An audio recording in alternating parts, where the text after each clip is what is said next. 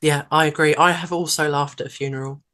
And as we were watching the casket being loaded into the hearse to then go and take it to the burial ground, it was a bit windy and the bagpipe player was wearing a kilt.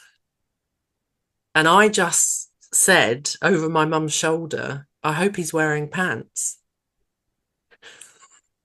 And that was it. The three of us were completely dissolved and we had to leave straight away and get back in the car because we didn't want anyone to see us laughing. What's up, you beautiful beasts? I'm Katie, and I'm on a mission to help people become their favorite versions of themselves and build whole human health by healing their relationship with food and movement, healing their relationship with their body, and most importantly, healing their relationship with themselves. And we are doing that without obsessing over a number on a scale. I've had the honor of talking with all kinds of incredible humans who have lived through all kinds of experiences because that's part of being a human. Life is messy, painful, beautiful, complicated, and transformative, and sometimes all at once. I wholeheartedly believe that every time someone shares their story, somebody listening will take something from it. Maybe they'll feel seen, maybe they'll feel inspired, maybe they'll learn something that shifts the way they see themselves, their life, their health, or what healing can look like. This podcast tells the stories of humans healing, growing, rebuilding self-trust, and unveiling their beautiful beast. Keep listening. This is the Unveiling the Beast podcast.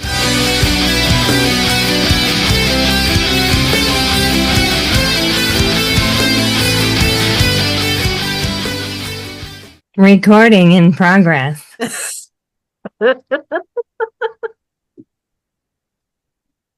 So, did you bring your dad jokes? I've got Kidding. loads. I normally have to be given a topic and then I can find some in there. It's funny. I told my husband today, I was like, I'm going to ask them to bring their dad jokes. And if they need Google, that's fine. Whatever, you know. I think a lot of my jokes also are just really, as you know, very like childish, but not for children. Right. Yeah. Welcome back to the Unveiling the Beast podcast. Thank you. It's Uh, amazing to be back. yeah. For the listeners, I'll link their last episode in the show notes so you can see how serious we can be. But I thought for this one, we could talk about laughter. We could actually laugh a lot and, uh, start from there. I think, for me at least, that laughter is just as healing as sleep. Yeah. So, yeah, that's why I laugh a lot. And maybe more obtainable than sleep sometimes. Yes, I will agree with that right now. Yeah.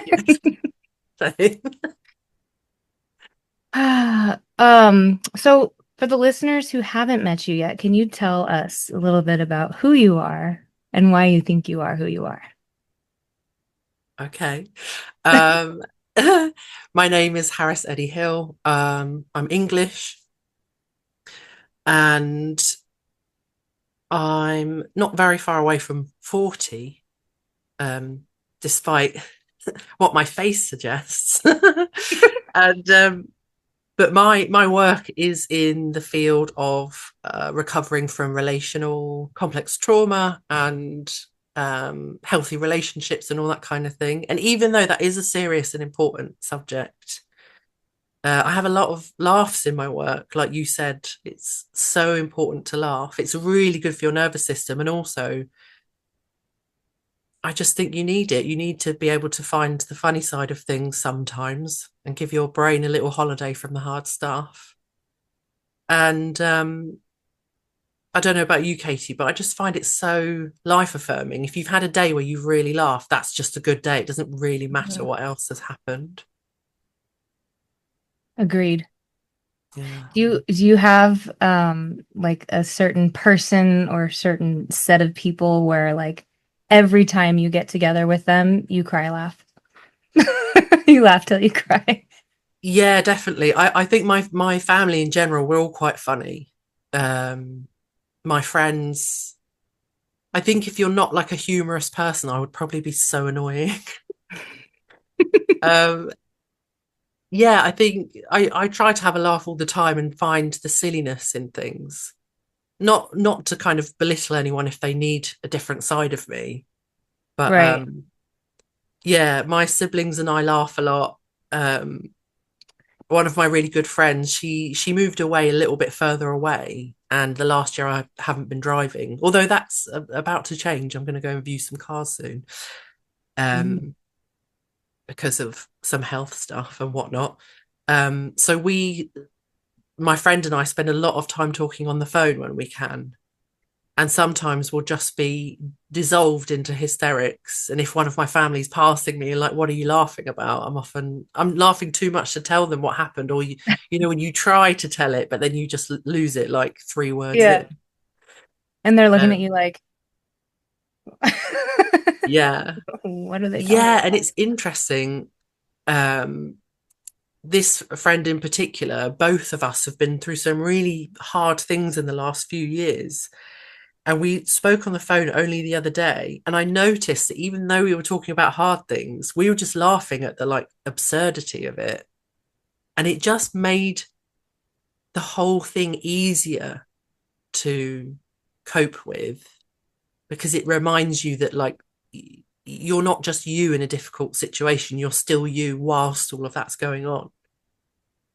Um, and I think as well, if people respond to you when you're having a hard time or something really hard has come up and they're really empathetic, that's good.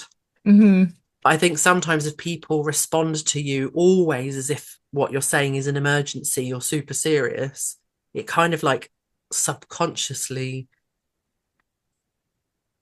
um, confirms to you that your situation is really that bad. Or if someone can make an appropriate, you know, like within what feels good joke about it, it Yeah. sort of brings a moment of levity and I think rewires you a bit to have a different response to the same thing.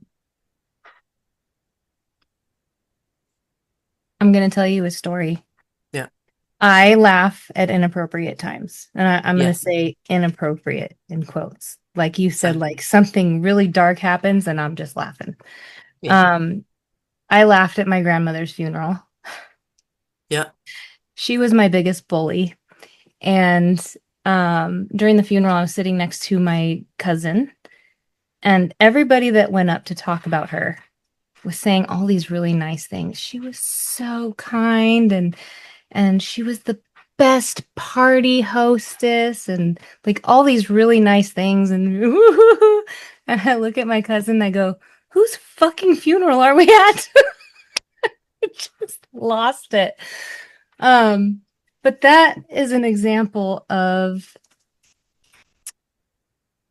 I don't know the word I'm looking for, but like when things are dark and when things are weird, like it was weird when she died because I cried. I wasn't sad that she died, but I was like mourning the relationship that we never had. You know what I mean? Yeah. And so like hearing all these good things about her at her funeral, I'm like, did anybody know this woman? Like, so it's for me laughing, I think, at least now, is a way for me to cope without like spiraling into a dark place, which I do and have done. I said do. I'm here um, for it. yeah. And in my past, the laughter would be to cover up me, if that makes sense, or cover up my pain, or cover up, like it was a cover up. And then it kind of like through healing and stuff just kind of blended into who I am. I laugh. I'm a goofball. I do fun things. I jump on bouncy houses. I feel like there has to be this element of fun in people's lives, or they just, I think they age faster. Yeah. Yeah. Yeah, I agree. I have also laughed at a funeral. My mum's grandparents, well, they met when my grandmother was like 2, or they got married when she was 2. So we actually think that he was her stepfather, not her biological Mm. father. Um, And there's a whole lot of like internalized racism on my mum's side. They came over from India in like 1949 and then like tried to cover it up and were like really weird about it. Hmm. And so her stepfather, at his funeral, he'd asked for bagpipes.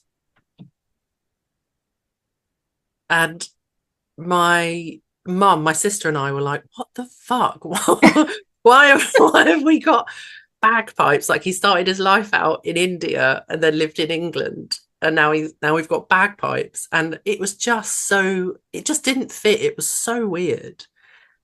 And as we were watching the casket being loaded into the hearse to then go and take it to the burial ground, it was a bit windy and the bagpipe player was wearing a kilt. And I just said over my mum's shoulder, I hope he's wearing pants. And that was it. The three of us were completely dissolved and we had to leave straight away and get back in the car because we didn't want anyone to see us laughing. Um, and I've been to other funerals as well. Like there was one of my family friends. I knew her my whole life. And a few years ago, we had her funeral. And the party, I say it was a party afterwards, and it was a bunch of us sitting around. I didn't know any of her other friends. She would always come and visit us at our family home. Mm-hmm. Once she was divorced, it was just her. So I didn't know anybody. We all ended up exchanging these really hilarious and sometimes like embarrassing stories about her and like daft things that she did and interesting adventures. And it was such a good funeral because of that. There might have been a few tears here and there when people were having those moments of like, oh, those times are finished. But overall, like it was such a memorable funeral because we all had such a good time. Like we actually, none of us wanted to leave, but then the place we were having the buffet in the afternoon was like closing, so we had to go. Mm. It was only rented for so long. And nobody wanted to leave. And it was just one of the best funerals I've ever been to. You put the fun in funeral. I want mine to be like that though, don't you? Yes, I was just thinking that. Like, please laugh. Like, Yeah, I'm gone. Laugh. Make fun of yeah, me. I don't care. yeah. I want to, I think in mine, invite people to bring along screenshots of the like funniest things I've ever sent them on the internet or things that we've said or things that we've laughed about. And you know, as embarrassing and as rude as possible. Because no one's going to forget that funeral in a hurry. Right. Make it a memorable experience. Yeah, and enjoyable. I don't want like people, you know, I'll be obviously so lucky to have people at a funeral Mm-hmm. for me. Um, but I don't want them to be sad the entire time. I want them to remember all the good bits. You only die on one day. You're alive all of the others before that. Yeah. You just made a point without realizing you made a point in my head. Yeah. Um, let's talk about like and I just lost it. Oh my gosh, I had a baby once. Oh, like the people who are so focused on I gotta make the money, I gotta do the things, I gotta be serious. Like, what would you say to them, like, if they were dying? Like, or so for example, my thing is this a rocking chair thing? Like, if somebody's arguing with somebody, is this the rocking chair moment? Are you going to want to sit in your rocking chair when you're old and think about this argument, or are you going to want to think about other things? Does that make sense? So, like, man, my thoughts are all over the place. I can talk. But, like, the people who are so serious and don't realize, like, this is all we have. You know what I mean? What would you say to them? Lighten the fuck up? I mean, yes, when I meet people like that in real life, I find it really hard not to like wind them up. I had a taxi driver the other day and he was explaining his philosophy of taxi driving to me. Mm, And he was very serious about it. And he said, you know, of course I have to pick up drunk people, because if they're not drunk, then they can drive themselves. Then what do they need me for? I don't pick up sober people. And I said, except me, like as a joke, because I don't drink. And he was like, you know what I mean, though. And I was like, okay, sorry. I was like, yeah, of course. Yeah, sure. And I just thought he's going to end up with like hypertension or a stomach ulcer or something. Yeah. Um, but yeah, I've met many sort of workaholics, and I've got friends who tend towards workaholism. And I've said to a friend once, like, I think at this rate on your headstone, it's going to say something like was really good at spreadsheets. Who That gives a sounds fuck? fun. Yeah. I tend to find that people chase the material stuff at their own expense and the expense of their relationships to that degree, because they can't just exist in their ordinary life. Hmm. They're doing it because it makes them feel safe. It makes them feel that they're worth something. Um,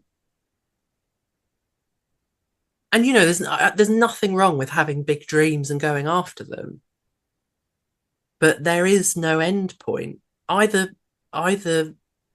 what you're chasing doesn't work out, or it does work out for a while, but it's not forever. Most people don't do just one career or one job their entire lives anymore.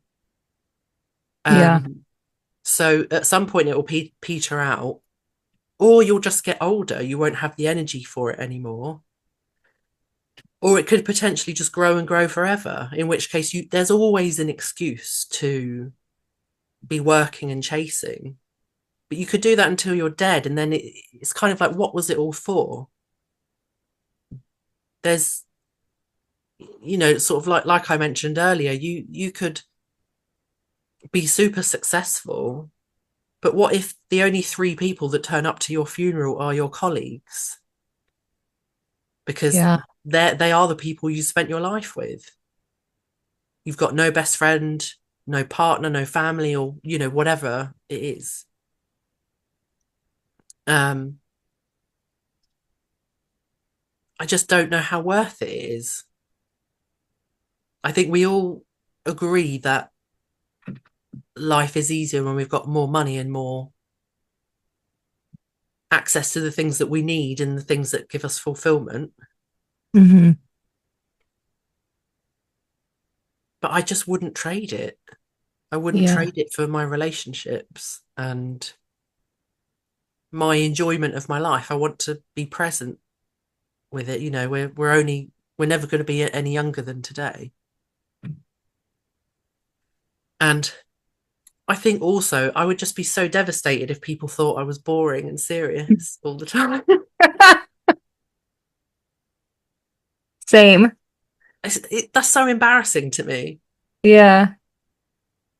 I mean, you don't have to be funny and like entertaining all the time, right? But Yeah.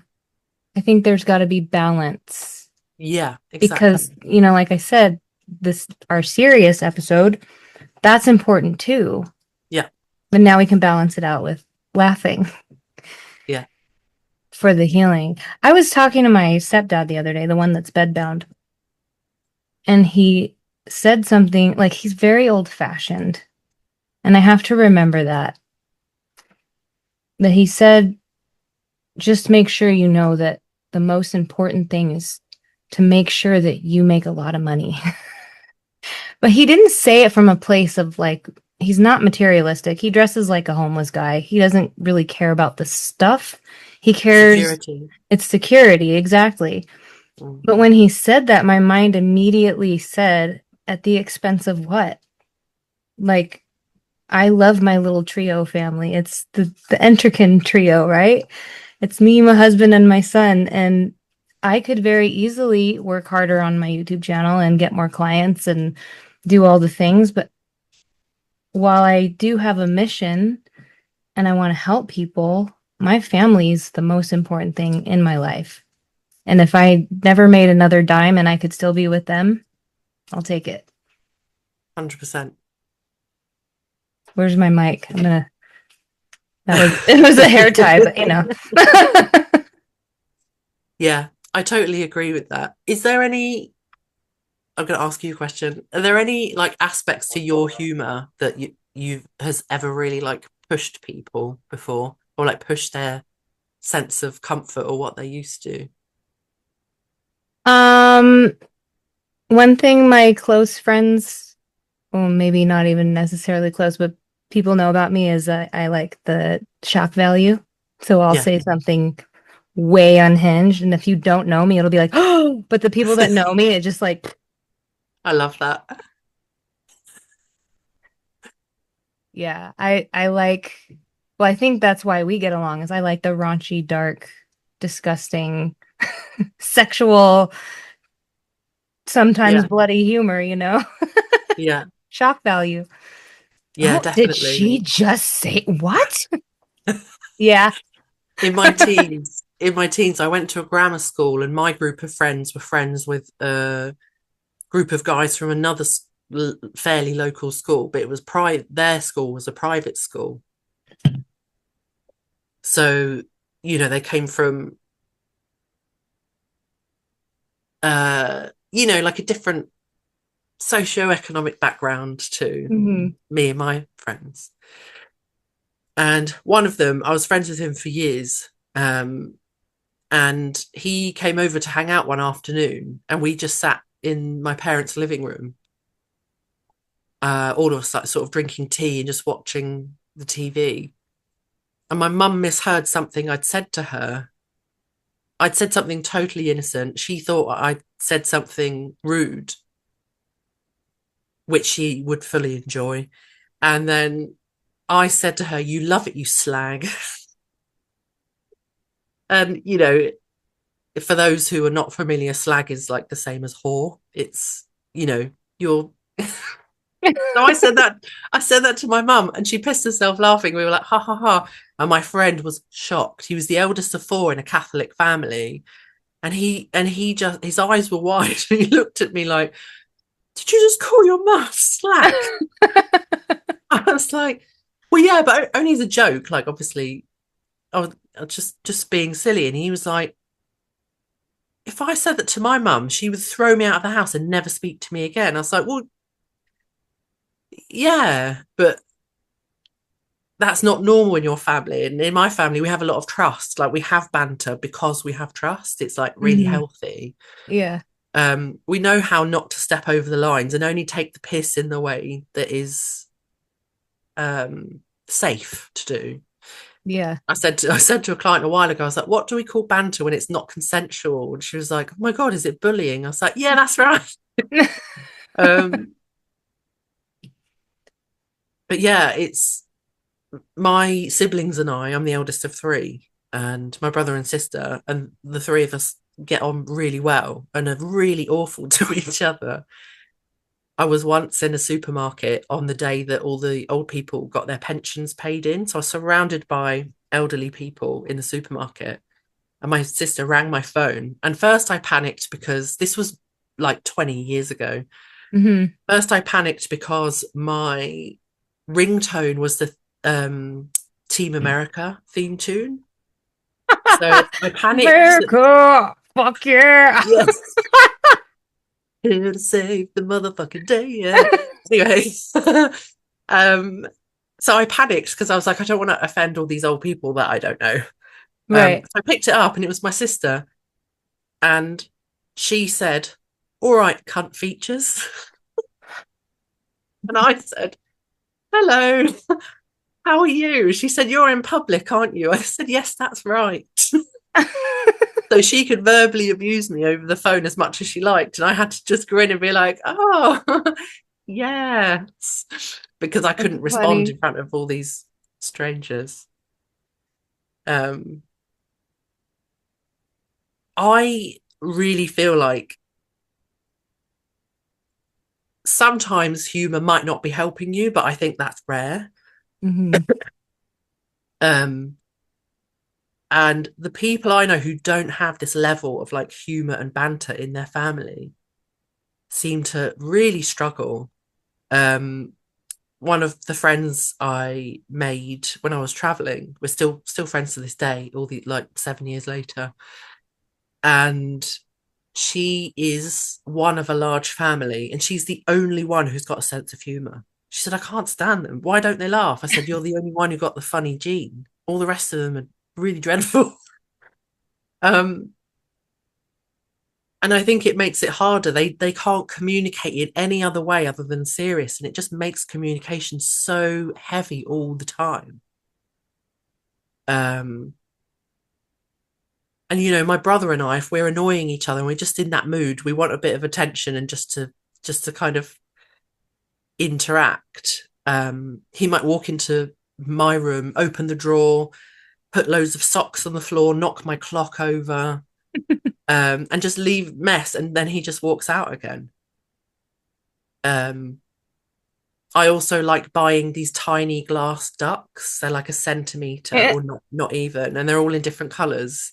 And I hide them in people's bedrooms, um, in their bags. If we've got a visitor, sometimes a handful of these ducks will go into somebody's shoe and stuff like that.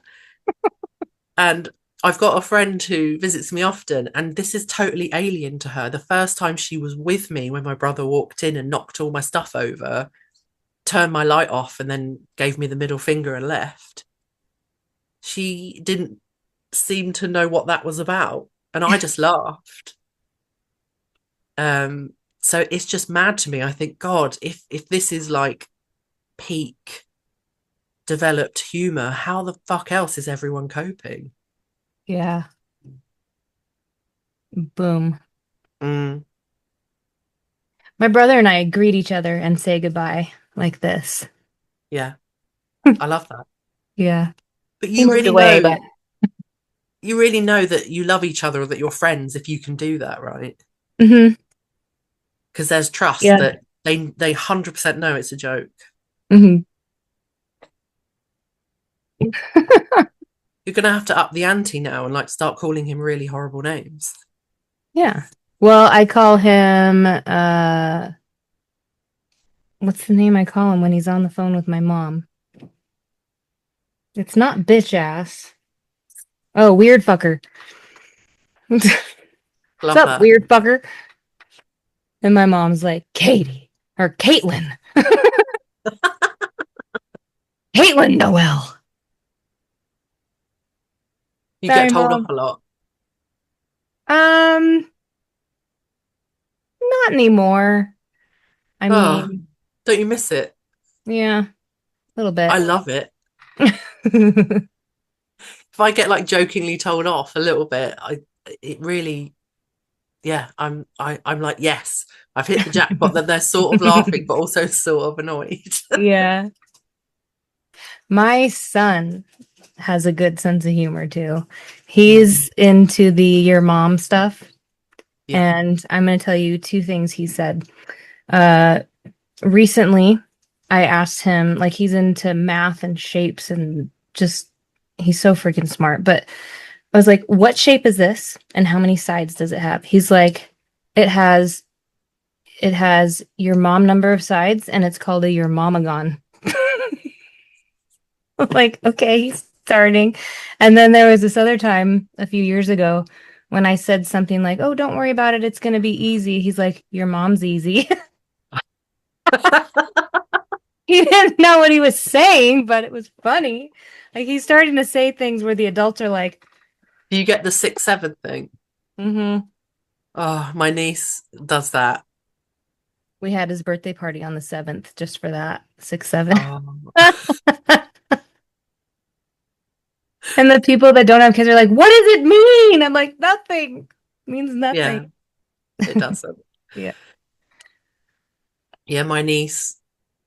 When I know she's going to say it, I'll go, "Oh, who am I? 6-7," and she's like, "Shut up."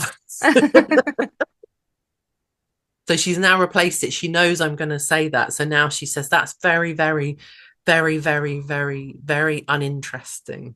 Mm, So now I right. know that she's going to say that. I copy what she's saying as she's saying it, and it really annoys me. Tell me We have a little bit of time. What are your best raunchy dad jokes? I've got a disgusting dad joke Okay. that's come to mind. Tell you what, I'll give you two. One is child friendly and the other is not. Okay. This is an explicit podcast, so don't worry about the children unless it's accidental. There just might be some that you want to retell. Um, a dung beetle walks into a bar and asks, "Is this stool taken?"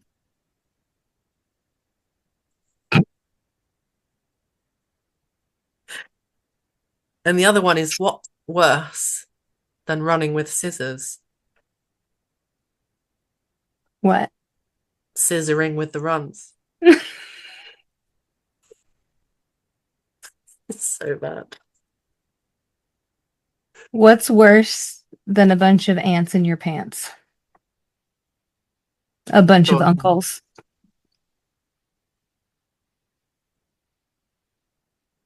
Well,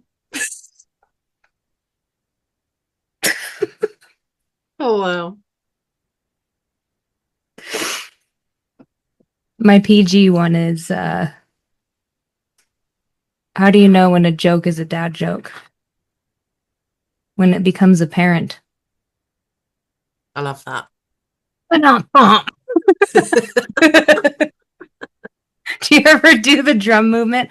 When you tell a really stupid joke. I love stupid jokes. They're so I love stupid. them. Funny. That's why I liked Beavis and Butthead because they were so stupid. I love those silly little things. It's so innocent and Yeah. just silly. There's something I like about art, jokes, whatever it is, it's not trying to be the funniest. Mm-hmm. It's just so easily enjoyable. You know, like some of my favorite movies would never win an Oscar. And I think that lack of pretense is what makes it more real and more immersive. Mm-hmm. I think by the time something's like really arty or like you really have to think about it, it's clever, but then it loses some of that visceral reaction. Or maybe I'm just not as intelligent as I think. It could be that. Do you know what I mean, though? I think you think of things like Marvel movies and they're just so entertaining and they're so interesting and you kind of have like a brain holiday. You're not thinking about anything else and Mm-hmm. it's just immersive and it's probably not going to win anything. But then you think of like arty films that are slower, like The Revenant, such an amazing movie, but I couldn't be bothered to watch it ever again. I watched it once Mm. in the cinema. I'll never watch it again, even though it was like so incredibly well constructed, among many others. But it just didn't, I think dad jokes are like the peanut butter sandwiches versus like, do you know what I mean? You can do that I every was just day. gonna say it's like the fine dining versus the slice of Yes. pizza. Yes, exactly. Like the giant plate with the little tiny piece of food in the middle with the drizzle. And it's Yeah. delicious, but give me some fucking pizza. Yeah. Yeah. I had another thing to say, but it left again. Have you got ADHD as well? I think I have undiagnosed ADHD. Yeah. I'm one of those like, I have all the symptoms, but is it ADHD or is it overstimulated mom? I don't know. But I have all the symptoms. I just haven't had it checked out. Fair. Squirrel! Yeah. No, I do it. I think the number of times I'm in a conversation and then I get another thought that leads me to another thought. And then by the time I've remembered there's a conversation happening, I come back and I completely lost my place. I don't remember what we were talking about originally, Yeah. which is why I take so many notes with my clients. Because there's Yeah. absolutely no way I would ever remember what we were talking about. Good thing Zoom has the note taker thing now. Well, I guess it's had it for a while, but I just recently noticed it, like the actual dictation, and it's got the little thing up in the corner of your screen. You know what I'm talking about? Yeah, I haven't used it, but I've noticed that it's there. It's pretty cool. You can watch the words on the screen as you say them. I don't, because Mm. it would distract me. Yeah. Well, we don't need more of that. Right.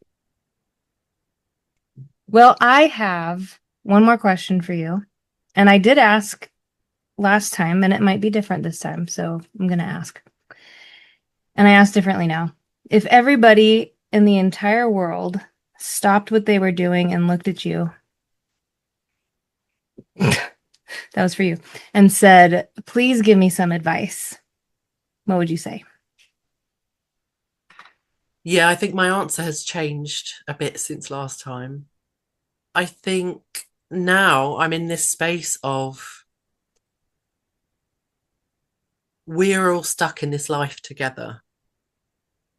Everyone who's different, everyone who does life very differently to us, we're all here on the planet together. And